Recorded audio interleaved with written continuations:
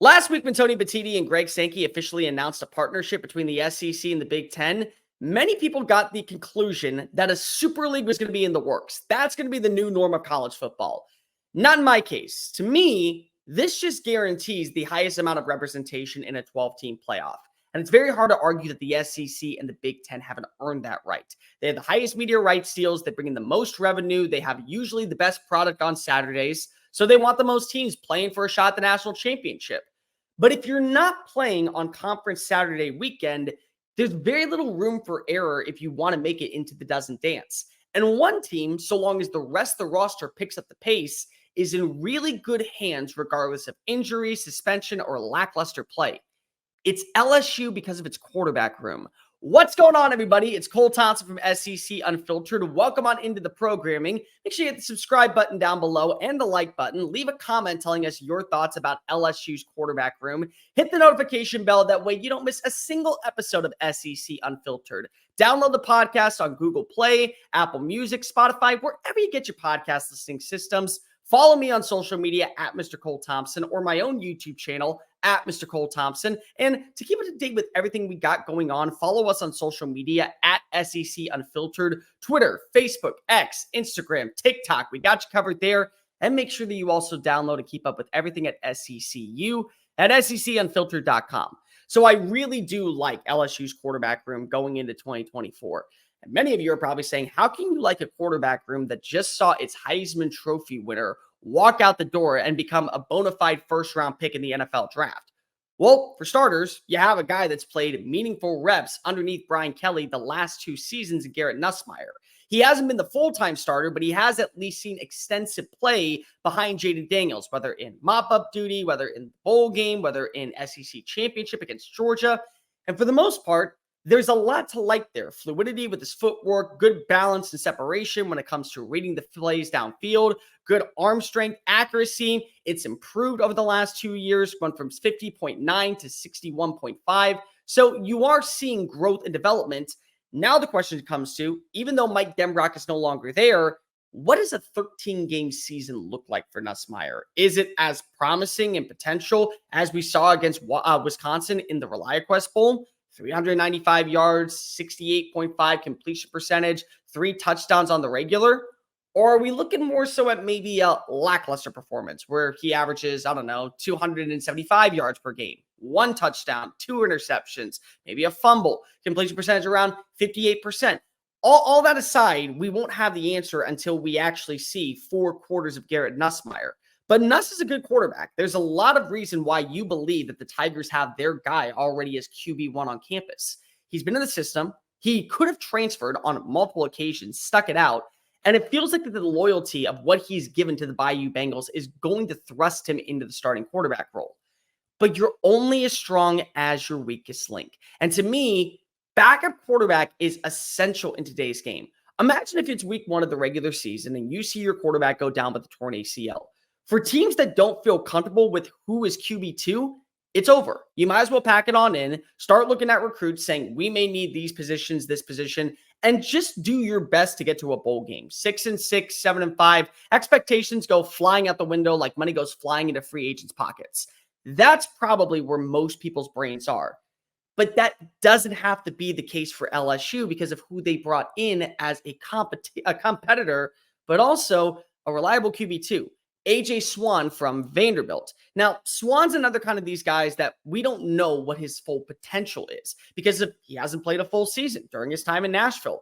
First year, he played in, I think it was 6 games, completed roughly around 58.1% of his passes, 10 touchdowns, 2 interceptions, passer rating of 126.8. Then last season, completed roughly about 55% of his throws, over 1,400 passing yards, 12 touchdowns, 7 interceptions, 130.1 passer rating. You don't have to promise Garrett Nussmeier anything because he is a new quarterback. He is a guy coming in. He's learned the ropes with a brand new offensive coordinator. Maybe Brian Kelly is making it an open competition. Personally, I don't think so. I think Nussmeier is going to start week 1. I think Nuss is going to be able to strut his stuff until proven otherwise. But it raises the level of competition in practice. Practice is where everything starts. If you feel like that you are fundamentally sound on a Wednesday afternoon, 4 days in advance before your first game, you can just coast. I'm not saying that you want to take your foot off the gas. I'm not saying that you want to take a step back when it comes to the intensity, but you feel pretty confident. And the reason you feel confident is because if you know the guy breathing down your neck is a bad throw, a miscommunicated play, or an interception away from coming on in and at least showing that he's capable of being the starting quarterback. And that's really where we are right now whenever it comes to these rosters in the SEC. There's very little room for error to make it to a conference championship weekend, especially with the additions of Texas and Oklahoma. You think Texas is just going to sit on by and play second fiddle? No, they may be the newcomers, but they have already got their chair. They're about ready to drag into the big boy table, look around at the people and go, hey, it's very nice to be here. Oh, you're here? Yeah, you get up and you go sit at the kiddie table. It's my time to shine. This is the reigning Big 12 champions. This is a team that has brought in exceptional talent via the portal. They've kept a lot of the same talent, a top 5 recruiting class in back-to-back years, and they have the right OC and the right play caller in Steve Sarkisian. So I don't think that Texas is going to be slowing down just because that they're going to a competition where it just means more. Not to mention you have teams on the rise like Missouri, like Ole Miss. You can also probably throw Oklahoma in for now because they did go 10-3 this past season. Texas A&M, I think, is going to be better than advertised, especially with Mike Elko calling plays on defense. Tennessee's got Nico Iamaleava, arguably the best quarterback in the SEC in terms of potential and upside. So where does that leave room for error if you're not playing on Conference Championship Saturday in Atlanta? Little. Absolutely little. Because we know that you have to throw in these other teams. The Big Ten has got to be represented at least with 2 or 3 teams. You're going to at least throw 1, if not 2 teams from the Big 12. Utah, Oklahoma State. You can definitely throw Arizona into the mix, even though they lost Jed Fish. And the ACC, this is really going to be a competitive advantage for really determining what the future looks like in that conference.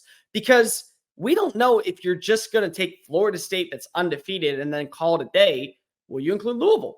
Will you include North Carolina if they go 10-2, but they lose in Charlotte? Would you include Miami if they go 9-3? NC State, 10-2. They're not a popular team, but would they get in?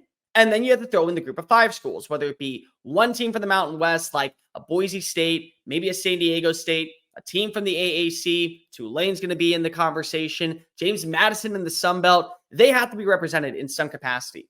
So the margin of error outside of the top 2 teams, because let's just say Alabama and Georgia go next year to Atlanta, you can already say they punched their ticket to the CFP.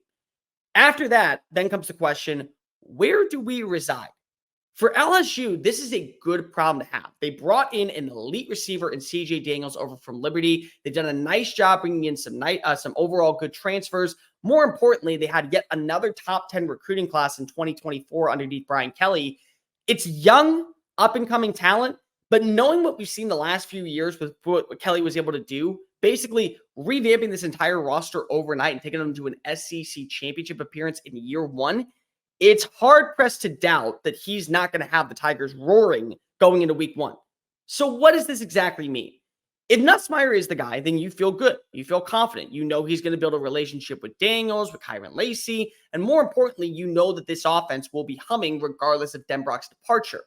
But let's just say you start off really strong. You get a win over USC, you get a win over Nichols, you get a win over South Carolina, and then UCLA. South Alabama game rolls around, and Nussmeier has less than a stellar performance. Maybe 2 touchdowns, 2 interceptions, completion percentage roughly around 55%, passer rating around 121. And you say, let's just pause. One bad game does not define a season.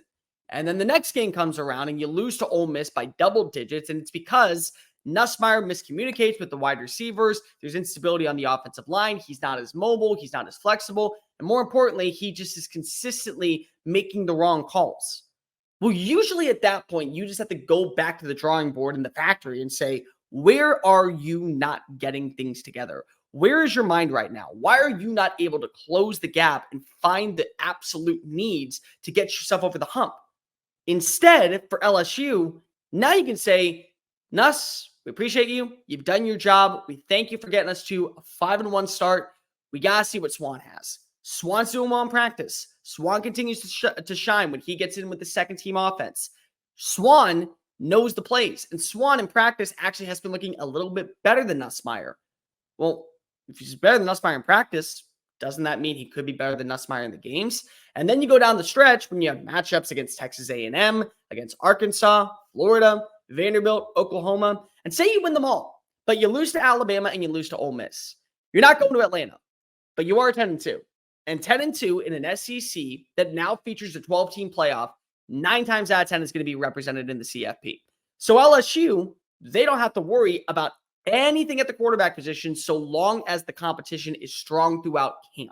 If it goes into practice and you still see progress, then you feel confident. And let's just say Nussmeier's injured for a game. One game, takes a concussion. Well, all you need is just Swann to go ahead and mitigate the waters for 4 quarters, get your win. Nuss comes back in. Now you're stable. Now you're solidified. That one loss could be the difference of you hosting a playoff game or you sitting at home wondering, why is it not us? Why is it not us? And you think for a second that LSU fans are just going to sit by idly looking at year 3 of Brian Kelly, where he's gotten back-to-back 10-win seasons if you include the bowl victories, and they're going to be cool with 8-4. They're going to be fine with 9-3, sitting at home and being the 14th team of the CFP. Guys, this is the SEC. In the SEC, it just means more wins, more animosity, and more hostility to when you mess up. So don't kid yourself for a second that just because Jaden Daniels, Malik Neighbors, Brian Thomas, and a slew of other talents are headed off to the NFL, that expectations are changing anytime soon in Baton Rouge. Ed Orgeron was out of a job because he couldn't recapture the same magic of 2019. 2 years later, it's literally Gene Chizik 2.0 when he was at Auburn in 2010. That's what you have at your disposal. So when you look right now, you're only as strong as your weakest link. The weakest link has to be the quarterback position because we don't know what Nussmeier is. But you do know that at least Swann is a viable backup that has multiple games of experience in the starting role in SEC play. And when healthy, not a bad option. Really not a bad option. It was kind of shocking to see a guy like Swann, who has over 13 starts under his belt, go to a place like LSU where it's a competition. But sometimes raising the level of competition does wonders for everybody involved. It sets the tone in practice. It sets the tone on Saturdays. And it carries a lot of weight whenever you have a shot to win a national title. LSU is gunning for the likes of making it to the postseason. LSU has the talent to make it to the postseason. And in my opinion, they have the best quarterback room that will make sure that they're stable getting to the end of the finish line. I like LSU in 2024. And it'll be hard-pressed to see either Garrett Nussmeier or A.J. Swann commanding the offense in early December whenever the Tigers end up playing in a postseason game. Make sure you hit the like button down below, the notification bell. That way you keep up with all of our daily content found here on SEC Unfiltered. Follow me on social media, Twitter, X, Instagram, YouTube, at Mr. Cole Thompson. Follow all of us on social media, Twitter, X, Instagram, TikTok, at SEC Unfiltered. Make sure you check out the website, secunfiltered.com. And until next time, I'm Cole Thompson. See you later, folks.